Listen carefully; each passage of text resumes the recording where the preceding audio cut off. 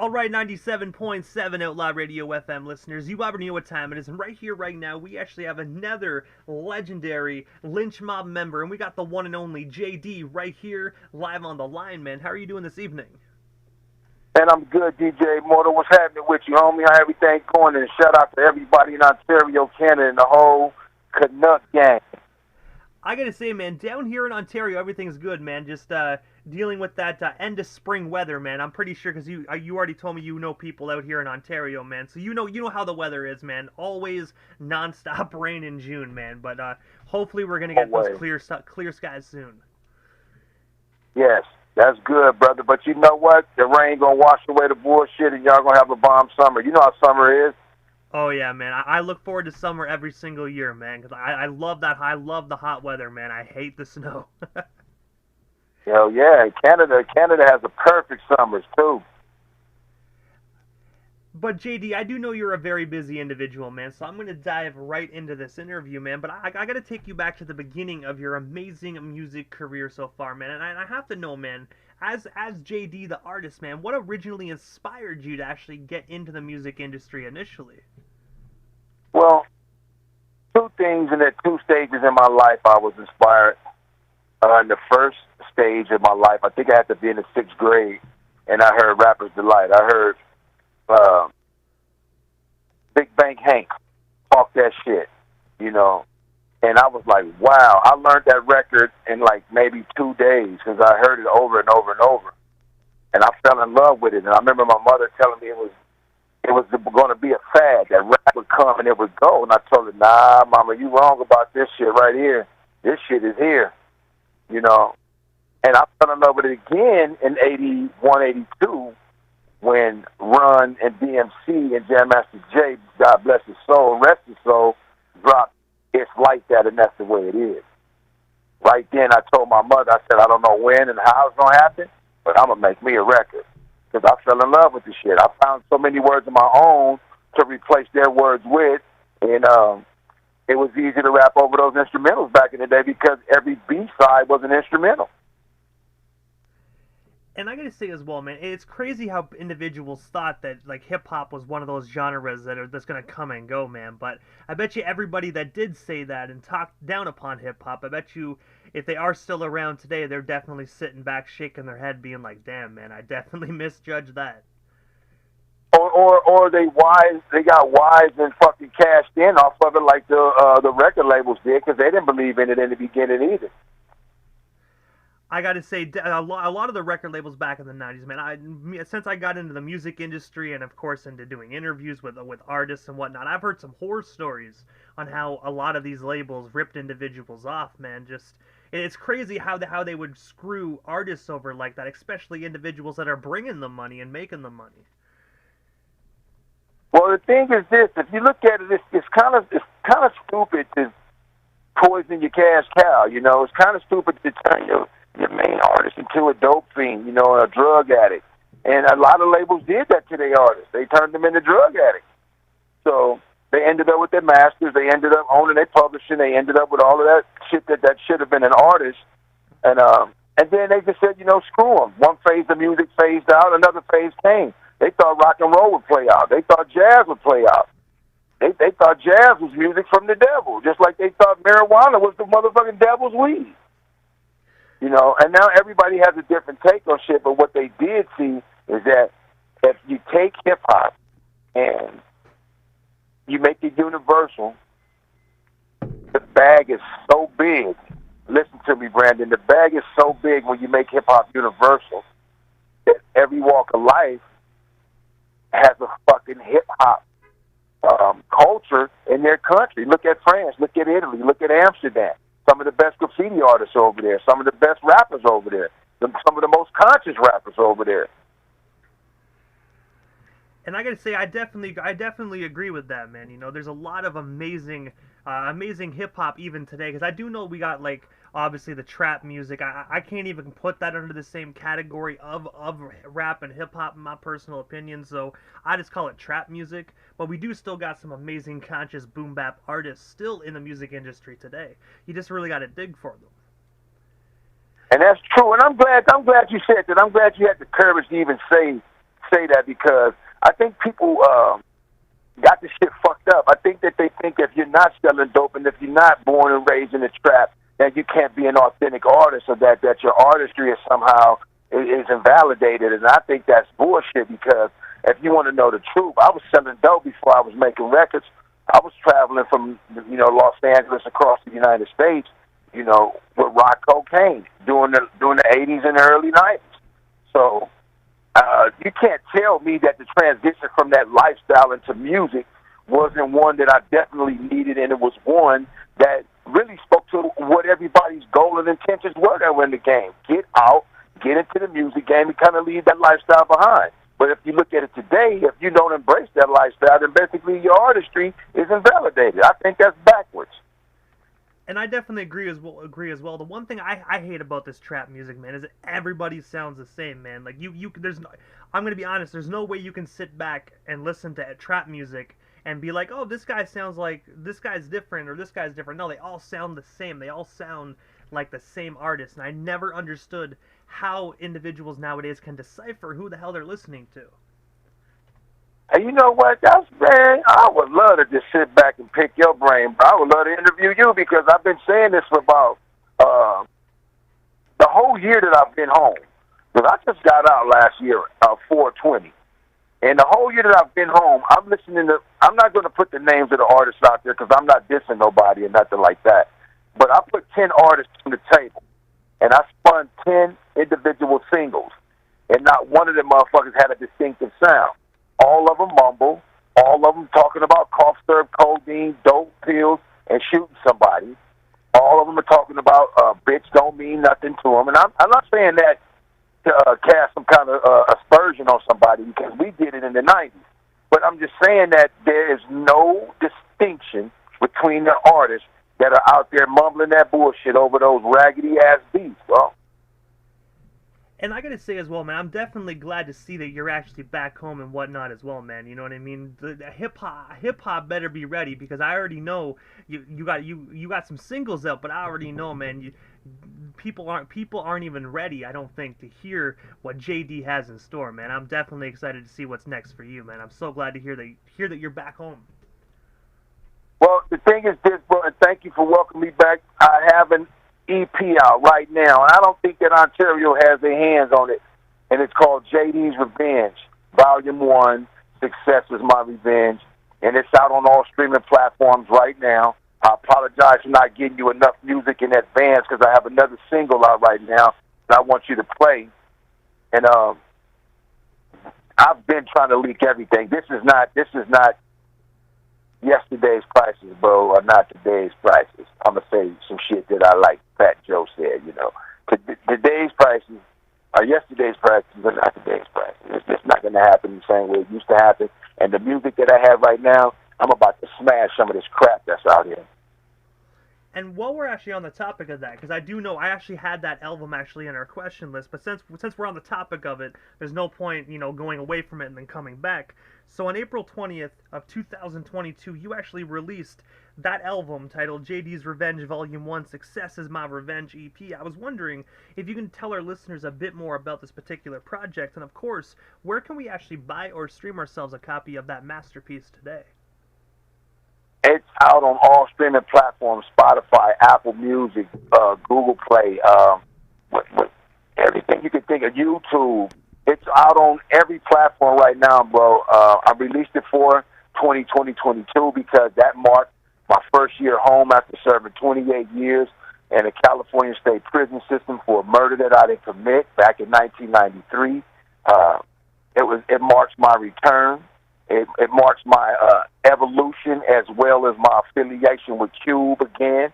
And it also marked the day that I really got a chance to re-embrace the marijuana business, and get on the other side of, growing this flower. So it has a lot of significant value to it, bro. And anybody that wants it can find it on all streaming platforms. J-Dee's Revenge, Success is My Revenge.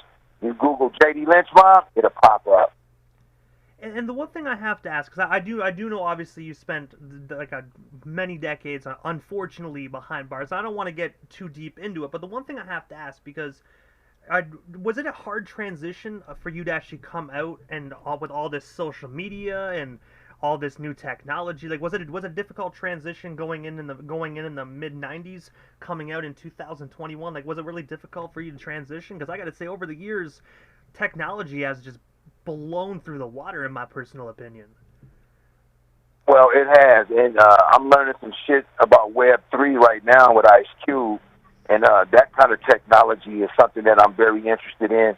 But to answer the question, no and yes.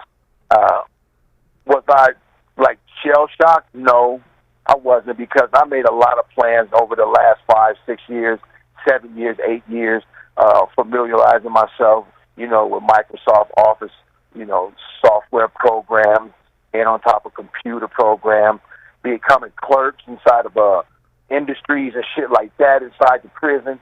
So I tried to immerse myself in technology instead of just hard labor. That way I wouldn't be afraid of real work, and I wouldn't be afraid to motherfucking sit at a keyboard and type 58 words a minute. And I gotta say, that's definitely smart as well, because a lot of people, man, they just go right to the kitchen work, where they can get some free snacks or whatever, man. But you definitely thought long term and did the whole technology stuff to really get your brain ready for when it does come up, for when those cells crack. Exactly. And so one thing that I did know deep down inside of my heart, that I was getting out of prison. I knew I was going to get out. I didn't know when. I didn't know how old I would be. I didn't even know if I would have a love or a passion for hip-hop still, but I knew I wasn't going to die in prison, because I went to jail for a murder I didn't commit, and I didn't never accept it. So the fact that I never accepted the time, I could never accept the punishment. So I just stay conditioning myself, stay prayed up. A lot of people don't pray. I get it. A lot of people are not spiritual or religious. I get it. Like I tell people, religion, you serve it. Spirituality, it serves you. You feel me?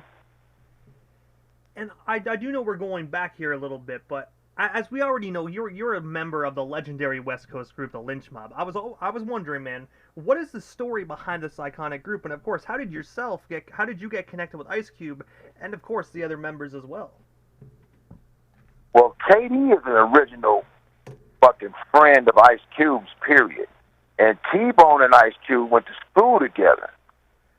Ice Cube and I grew up in the same neighborhood with Dub C, shit, DJ Pool, and I can name a few more cats.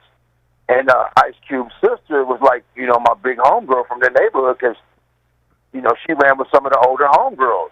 Long story short, I met Cube one day. I asked him about the Boys in the Hood song. What's up with this J-Dee shit? And he was like, man, that's Eazy-E boy in Compton. So I knew Easy from Compton. Come to find out that everything he was saying was legit, and me and Cube ended up getting cool. Fast forward to the breakup of NWA, I run into him again, and he was like, hey, yo, what's up? You still fuck with the music? I was like, yeah. So he turned me on to a rough draft of America's Most Wanted, sitting in the Suzuki Sidekick, and then he asked me, do you want to go to New York and do this album? I was like, fuck yeah. I said, no brainer. I said, what's the name of the group? He said, I'm thinking about calling it the Lench Mob or the Mad Circle. I said, man, call that shit the Lench Mob. Nigga, that shit gonna be hard. Ain't nobody gonna forget the name the Lench Mob. And the rest, they say, is history. And I have to ask, did you guys ever put anything out as the Full Circle, or was it straight Lench Mob right from the beginning? The moment you guys had that conversation, he instantly was like Lench Mob, or was there any like Full Circle projects out at that current time? Nah, because we didn't put a record out till 2 years after we hooked up with Cube. In 90, all we did was back him up. In 90, all I did was like ad-libs, skits. We kind of like introduced the world to like the Righteous skit with the McDonald's as my spot, J-Dee's Gafflin, and that little history of skits like that. So by 92, he liked the way that Bone and I and Shorty, rest in peace, were backing them up, and he was like, look, y'all want to try to shop this shit and get a deal? But it was so many of us with talent, especially like Dazzy D, talented, KD, talented, you know what I'm saying, Sir Jinx, talented, Chili Chill 3, I could go on and on. Everybody had their own individual talents and flavors, so what he was trying to do was get the flavor that meshed, because my style and KD style may not mesh. You know what I'm saying? So I think Q had a different direction he wanted us to go in, so he trimmed the group down to 3 members. And man, we ended up recording Gorillas in the Mist. We created this crazy ass concept fucking with Cube, and we ended up recording Gorillas in the Mist in '92. And also, as well, before we touch base on that iconic record, man, in the year '91, you were actually featured on Ice Cube's album Death Certificate on the song Colorblind. I was wondering if you can actually just tell our listeners the story behind this recording session from what you can recall, and of course, what was it like just working on that multi-platinum album back in the day? Because in my personal opinion, Death Certificate is probably one of Ice Cube's most famous projects. I think it's one. If it's not his greatest project, I think it's one of his greatest projects. I even believe that it's one of hip hop's best recorded albums. Period. And there's a story behind Colorblind, and I don't want to take up a lot of your time with that story, but what I will say in a nutshell, one night I was going to get some weed, and my brother and my best friend was riding with me, and we were coming back from the Rolling 60s to get some weed, and we followed Ice Cube about 1.5 miles, pulled up on him. When I pulled up on him, he reached to his glove box because he saw us. Like, who the fuck is these dudes in this SS? This SS Monte Carlo. I had an SS Monte Carlo on Dayton with a big motor in it, and I used to just fly up and down Crenshaw on the weekend. I was young, out-headed, cocky with money, and I saw Q reach for his glove box to grab his pistol because he didn't know who we were, and I started honking the horn. Pom, pom, pom. Motherfucker, the gun's supposed to be in your lap. And so he laughed at me. I said, the motherfucking gun's supposed to be in your lap. And he laughed at me. So he looked, he's like, man, don't be driving up on me like that, J-Dee. And 3 days later, I will not lie to you, DJ Immortal. 3 fucking days later, here's another day at the stoplight. I'm looking at my mirrors at some niggas who can see me. You know what I'm saying? In South Central, has put Ice Cube to the test with 4 brothers and an SS. That's fact right there, bro.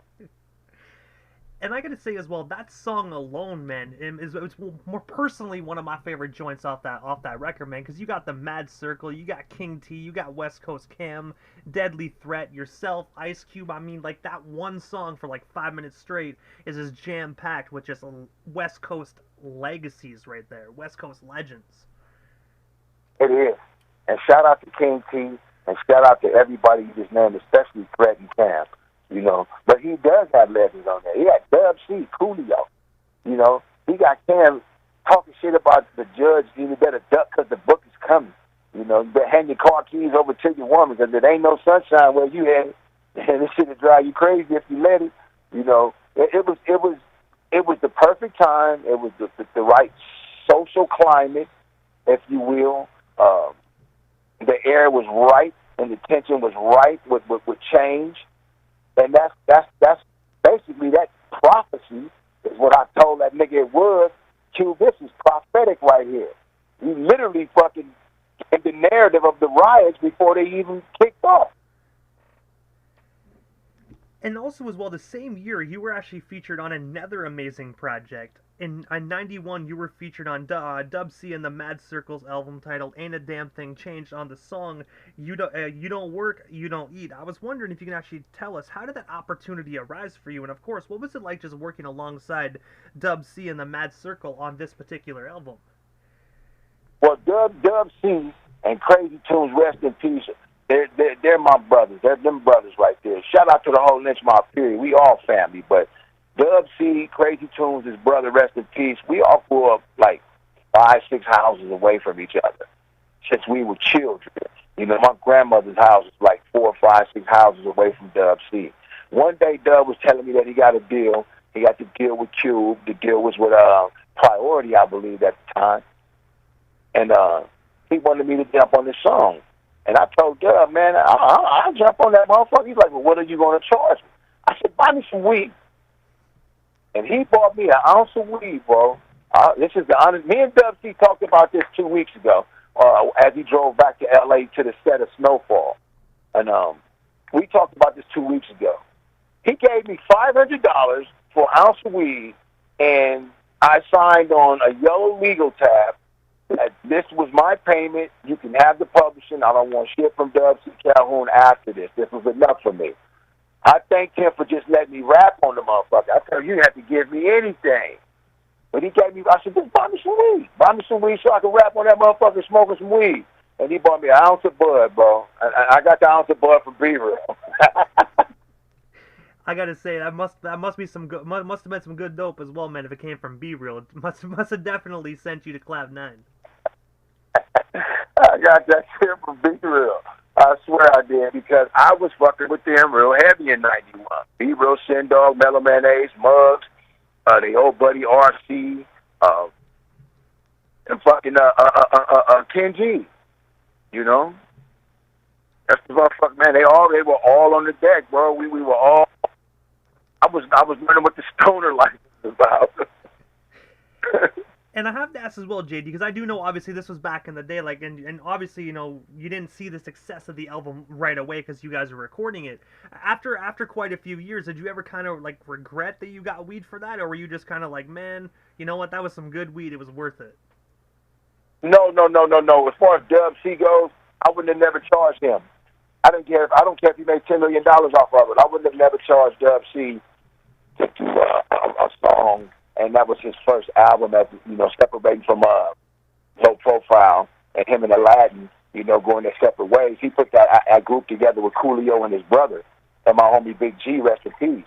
So to do that, I felt like I was doing that with homies anyway out the gate, you know. So I would have did that solid for them just based on them asking. But in hindsight, you know, would I charge Dub C today? No, I wouldn't. I wouldn't charge Dub. That's my brother right there. Everything ain't about money with me, you know what I mean? The shit ain't always about money. I'd rather have a friend than to have a dollar.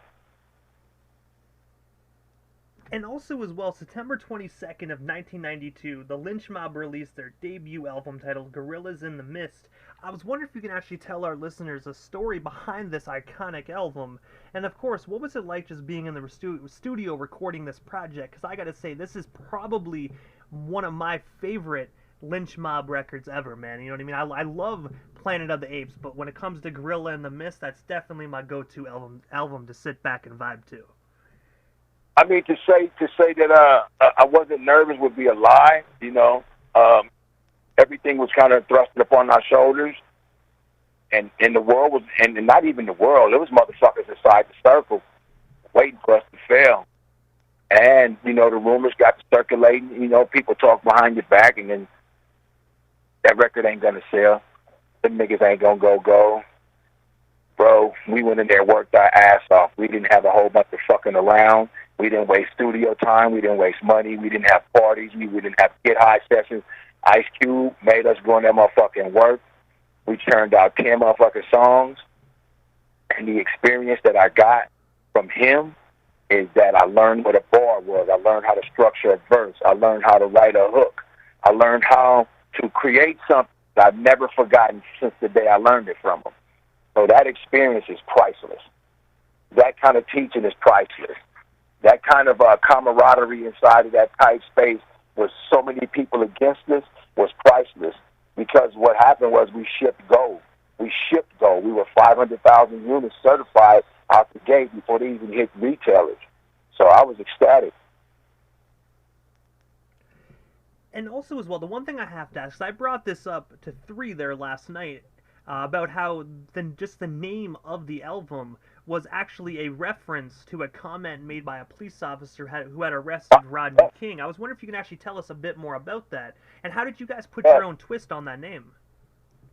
Well, we actually fucked up the name, but the dirty Rodney Pig who had fucking gotten off on that Rodney King beating and had kind of really spawned the riot, he had just came from a domestic violence call.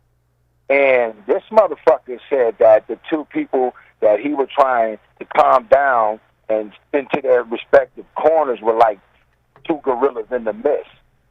You know, and that was his racial epithet towards that couple, I guess, that they had just broken up. And I thought that was pretty fucked up to refer to a couple like that, you know.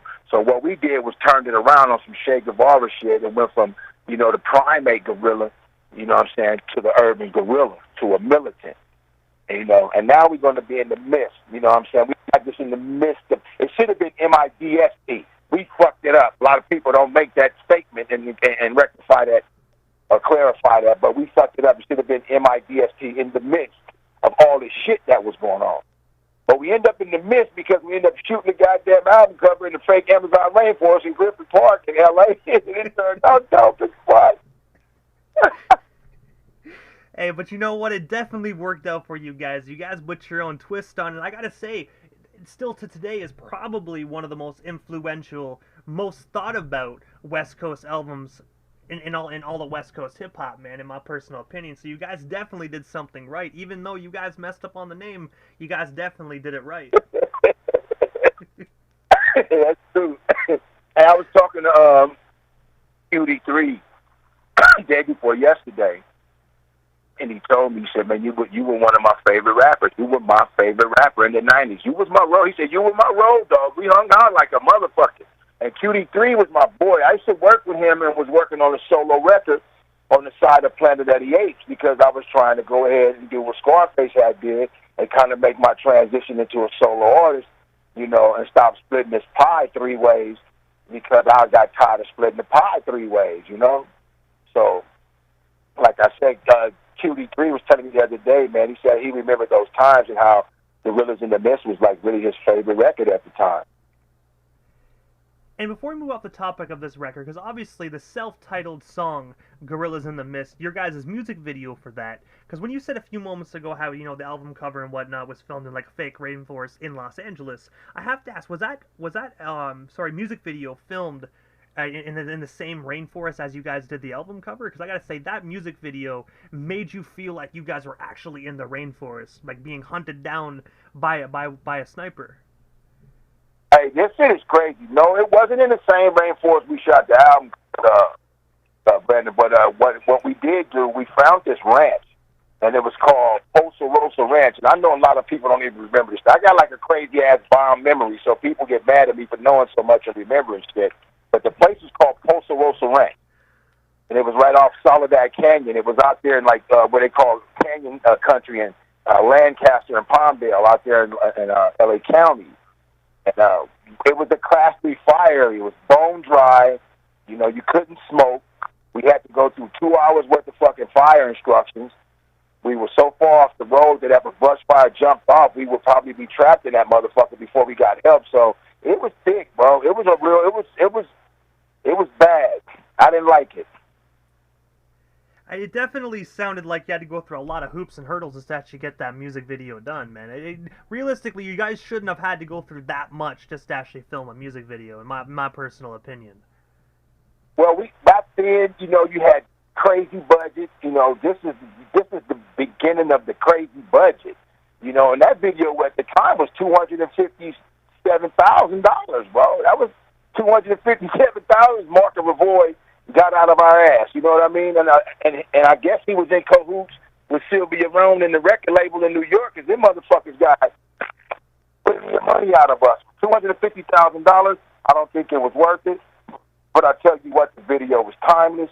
It spawned so many conversations over the years, and I have so many people from Europe to fucking Auckland, New Zealand, who tell me what that record did for them, including yourself. So it was worth it, bro. I don't frown and piss and moan. And also as well, I know we're jumping ahead of the timeline a little bit, but I also read via Instagram that you actually have a brand new single actually set to be released on June 22nd titled My City, featuring one half of the Dog Pound, Corrupt. I was wondering if you can actually tell our listeners what can they expect from this up-and-coming J-Dee single, and of course, what was it like just working alongside Corrupt? Well, Corrupt is my nephew. I mean, I love him like a nephew, and I'm going to tell you something. He's one of the greatest coaches because he sold millions and millions of records before, and he's been out here for the 28 years that I've been gone. So I listen to his instruction. I like younger mentors. He really works his ass off, but what he does is he quarterbacks better. He can put together a project from beginning to end, and it's fun. You know, it's always fun. It's always creative, and it's always fun with each other. Shout out to Corrupt. Shout out to Dad. Shout out to the Chill from the Boondocks, Compton's Most Wanted, MC8. Shout out to my brother Ice Cube, because all the motherfuckers over this last maybe 25 days have really been instrumental in some things that I'm doing now. So, you know, and I'm shooting a video this Sunday, so Corrupt is going to be back in town to be there with me. And I told him I needed it. I needed him to be in there, man. And my city is just me just giving it up for my city, but not always yelling Los Angeles. So by the time they're banging Ontario, Canada, you can yell Ontario is my city. You can yell Detroit is my city. Atlanta, my city, and it goes up. It's a summer jam. It's fun. It's not all angry and pissed off, but I'm still talking shit. And also, as well, immediately following this interview, I'm actually going to be playing your single 21 Angels featuring the one and only Paz. I was wondering, could you tell us a bit more about this single that was released on April 30th of 2022? And of course, for the listeners that might not have had the opportunity to hear this song before, what can they expect from it when I play it here live on the Canadian FM dial? Oh, my God. First and foremost, I appreciate you giving it a shout-out, bro. I wish I could have got this My City to you. I think I'm going to get it to you anyway as a gift just to say thank you. But 21 Angels is my anger as a father.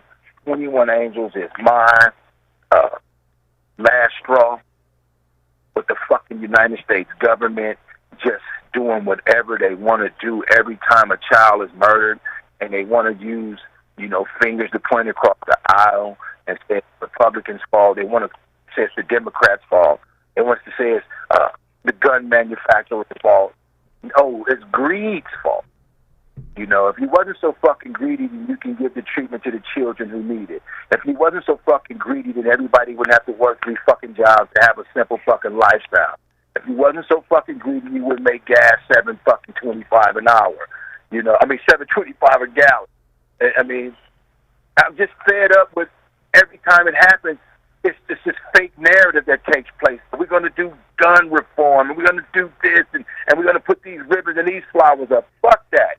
Arm yourself, protect your family, teach your wife and your children how to move, and be ready to have a plan when this shit go bad, man, because the government is not going to protect us. They're not going to protect our children, and they never wanted to.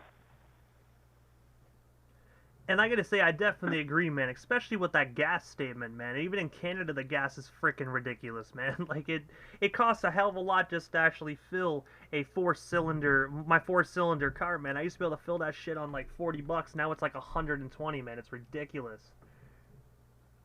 Hey, listen, DJ Immortal, I got a buddy named Travis Lee Howard. You'll find him on Instagram. He's B-Real's attorney. This cat right here he's in South Carolina somewhere, or probably in Europe somewhere. I got a message from him the day before yesterday, and he said something about the oil barons and the consortium around the world who agree to raise these prices, that each individual president had absolutely nothing to do with this oil. And it's the truth. But they're all in bed together to say, well, look, if I got to press my people and get ready to get fucked in this next election, at least make it worth my time. So prime ministers, presidents, you name it, motherfuckers are getting these kickbacks right now because they know their time in office is up. Because the consortium has said, we're going to blame it on Putin, taking off on Ukraine, we're going to raise oil prices, we're going to rape them all summer long until when they get comfortable, it'll be about $4.25, and they'll be glad that it's that, and it's still higher than the average. And nobody will ever look at the $1.some trillion that they pump back into the economy as a stimulus, and now we getting charged the fuck out of everything we eat. They got to get the money back, bro. They got to get the money back. But I have to ask, what is next for yourself, J-Dee? Because I do know 3 was telling us last night how there's a Lynch Mob record and, of course, a Lynch Mob documentary. So I know you guys are doing your thing. But from what you're allowed to talk about, what is next for yourself as a solo artist and, of course, Lynch Mob as well? Well, the Lynch Mob, J-Dee and I are cooking something real special for the group as a whole. But, you know, individually, Everybody has their own projects working. Dazzy has a lot of shit going on too. With me, I'm working on J-Dee's Revenge Volume 2, The Blacklist. And The Blacklist is a record I got with me and Too Short. It's a record that I'm doing with Ice Cube called We Still Mobbing. I got a song with Ice Cube called Facts. You know, I got another one that B Real and I are going to release. So The Blacklist EP is going to be all my heavy hitter partners that blessed me with songs when I came on. Cube, Too Short, B Real. And then I'm doing something else with The Chill. We doing Real Niggas Only. So J-Dee's Revenge Volume 2, The Blacklist is coming in August. I'm going to release it in Black August. There's a reason for that. I'll come back to the show and tell you about it. That way I can enlighten your listeners of something that I'm sure they don't know about that goes on in the nasty California prisons, you know, and it's all tangled into this story that I'm going to tell in The Blacklist. You know, that's what I got going on. I got another single coming out with Eddie G from Lakeside, the legendary R&B band that we all grew up on in the 80s and 90s, and that's about to drop. July 15th, 16th, we'll be shooting a video. We got a song called Out in Them Streets. It's so dope. The Chill is on that. Dyer Lansky and I and Squeak Room, we got a song called I Am the Greatest. That's about to drop July 4th on Squeak Room and Dyer Lansky Presents. Man, I'm working, bro. I don't even want to take up too much time with the whole list of shit. I got to go to my reminder and my notes to find this shit. Hey, I definitely know, man. You definitely got a lot of time to actually make up for and a lot of thoughts and everything you're going to do, man. And I'm just excited to actually see what's coming next for yourself, man, because 2022 is definitely the year of J-Dee, man. And I'm so excited just to know you're back and into music, man. I'm just excited to see what's back, man. As you can tell, the fan is coming out of me, man. Just knowing you got all this in the works, man, I'm just rubbing my palms right now, excited. I appreciate it.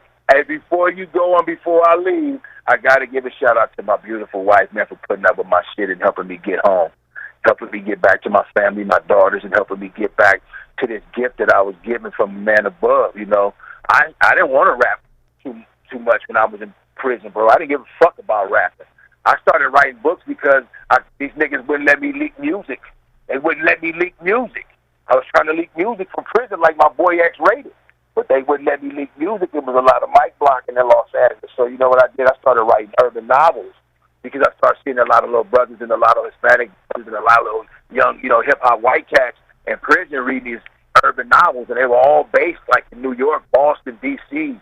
So I'm going to write about the experience in California on some West Coast gangster shit. And the book blew up. A couple of books blew up. Me, J-Dee, and one of my other partners, we made a nice little piece of change.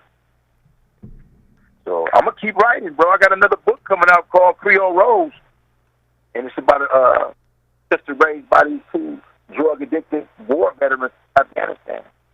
It's cold, man. I'm working, bro. We working. The Lench mob working. We working, J-Dee. We working. We working, bro. Boondocks, we working. You know, this is what we doing.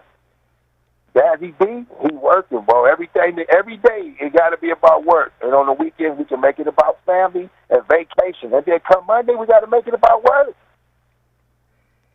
And I got to ask, man, before we do part ways, man, if you can you let our listeners know your social media handles? That way our listeners can follow the one and only, the West Coast legend, J-Dee, and stay updated on everything you got going on currently. Well, it's J-Dee Lench Mob, at J-Dee Lench Mob on Twitter. It's at J-Dee is free. That's J-D-E-E is free. And that's at J-Dee Lench Mob, J-D-E-E Lench Mob on Twitter, and J-Dee Cooper on Facebook. And I gotta say, first and foremost, J-Dee, thank you so much, man, for just giving us a bit of your time here this evening and sliding into the 97.7 FM dial, man. It was such an honor and definitely a privilege, man, to interview the one and only J-Dee of the Lench Mob this evening, man. And hopefully down the line we can make this happen again sometime soon. But for now, definitely have yourself a phenomenal weekend, and I'm definitely looking forward to what comes next for you, man. Well, thank you, DJ Immortal. What I want to say is shout out to you, all of Ontario, and the entire listening audience. So I appreciate the platform, the time. Anything I can do for you, let me know. That's what kind of brother I am. And as I hang up and I get ready to call my next guy, I'm going to shoot you a song with the album, with the single cover, and you bang that shit, bro. That's you. That's a gift from me to you. It's dropping on the 22nd anyway, so you can go ahead and go and spin it if you want. Hey, sounds good to me. What I'll do is I'll DM you my email the moment we get off the air, man. Thank you so much, and I'll definitely get that in rotation ASAP upon arrival. Straight up, bro. I salute you, bro, and I salute my queen and my daughters, man. That's how it goes. If it ain't about family, it better be about finances. I definitely agree, J-Dee. I really do, man. Thank you so much again, man. We definitely shall talk soon. Yes, sir. Peace.